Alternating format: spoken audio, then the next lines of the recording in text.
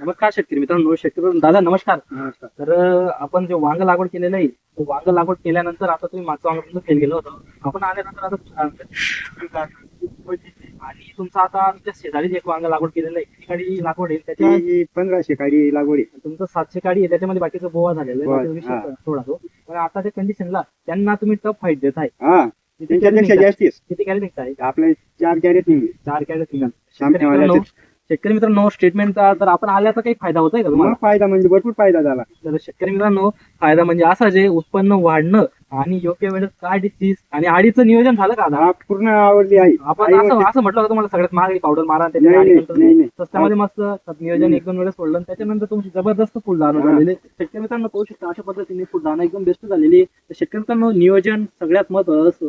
खत नियोजन, पाणी नियोजन आणि पावडर नियोजन जर व्यवस्थित असलं तर टॉपला तुम्हाला उत्पन्न मिळेल म्हणजे मिळेल. धन्यवाद.